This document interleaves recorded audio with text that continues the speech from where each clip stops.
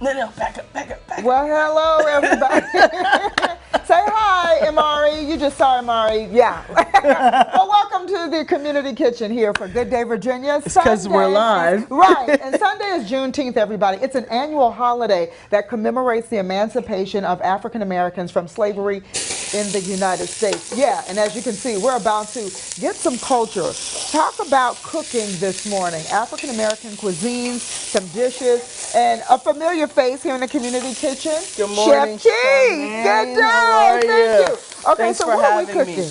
The producers are probably hating me now because I'm smoking up the good camera. That's all right. This is how real live TV does. Yeah, so today, you know, Juneteenth is about a painful time, but it's about history, it's about heritage, and I want to showcase today a lot of the food that I ate growing up. Showcase some of my history and my heritage. I recently Now, where did you grow up? So I grew up in a small island called St. Vincent. I just came back because my dad passed away.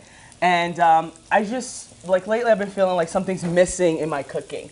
So even though it was a sad time to be there, it was almost like that puzzle piece was engaged once I got there. So today I'm going to take you across a journey of things that when I sat at my grandmother's kitchen, this is stuff that she would eat. So my grandmother is a descendant of the Garifuna tribe. So we're talking a little bit about the Geechee Gullah, so there are a lot of ties there. So I know about the whole Geechee Gullah. Yep. So we will go across some familiar ingredients and see how in different parts of the world, because of the slave trade, how food basically was influenced in a different way. Absolutely. Right? So like in the States, we would have corn, which is one of the three sisters, and we'll make cornbread out of it. But today, we're actually going to make my grandmother's recipe of this thing called corn cuckoo. So it's like the corn, the okra. We're going to do some bronzino. So this is actually European bass, which it comes from the waters. Can you guys see the European bass? Yeah. Let's take a look at that. It's a nice, flaky, mild, sweet fish. But it comes off the water of North Africa. So we're going to fry that up. We're going to serve it with a curry stew. When my grandmother sat on the porch and she sipped, we're gonna drink some mabi. I'm gonna show you how that's made. This is the mabi. That's the mabi right there. That's steeping. It has star anise. It has I actually just brought this mabi bark back from the Caribbean. Like I got back 2 days ago. Share it with me. I'm gonna share it with you. Right now we're working on something simple. So this is gonna be a rice and peas. Okay. So most people know when they think about Caribbean cuisine, they think about Jamaica, right? There's so many other islands. We're actually using a piece today called pigeon peas. You want to try? Yes, try one of them. I do want to try pigeon peas. So because this dish was served like without meat, it's meatier, it's heartier, right? It's not like what you would consider as a pea. I like that. Right? All right, so first we got some onions sweating. So there are no recipes because my grandmother never like wrote anything down.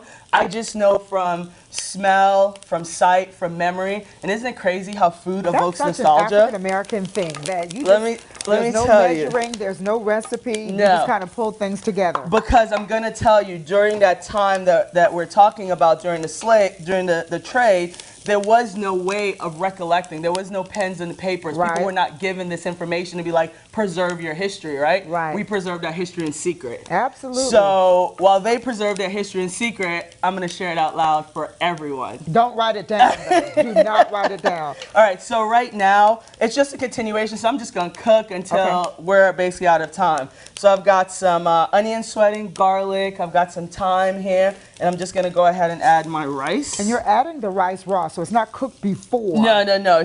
It's not cooked before. And it's just, basically I'm like toasting the rice, almost like in a form of like a pilaf style. And then we're just going to like kind of let this cook down for like a minute or so.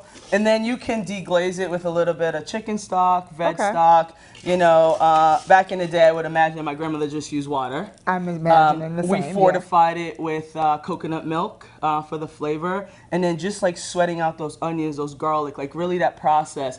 And if you notice, I'm cooking in these cast irons, right? You know, I was going to reference that. Nothing holds the heat like these cast irons. I'm going to tell you. So my friends at Vintage Cast Iron in Johnson City, right? Husband and wife team, Katie and Brett. This cast iron is dated between 1920 and 1950. Wow. Right? It's a Griswold. So this is Wow. not, these aren't replicas. So You can't find this I want anywhere. you to see the indentations in these cast irons, and you're really gonna think about the story that this cast iron tells, right? Wow. So doesn't it make sense to cook food that tells a story inside of them? So that's all I'm trying to do. You're Bring doing history, it. awareness, and just tell people just about, you know, my culture, and take something that is so painful and use food and transcend and make it relatable. Absolutely. You know? Now, real quickly, tell us about the class. You have classes Oh, to teach yes. us how to do Okay, this. so the reason I'm not giving you the recipes is because my good friends in Blacksburg at Gourmet Pantry, Roy and the gang over there, we're doing an amazing Juneteenth class on the 22nd.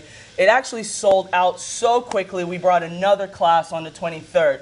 So I think we have about 8 seats left if you want to come. We're going to be cooking across the African diaspora. These recipes that you see here from my grandmother's table will also be available at the class, but you can come, you can taste, you can fellowship with other people, you can get the information that you need, ask me the questions that you want to ask, and just basically fellowship. I absolutely love this, and you'll love it too, folks. That information is on the screen. We're going to go and we'll see what this turns out to Yes, be absolutely. here momentarily, but stick around. More Chef T to come. Evan?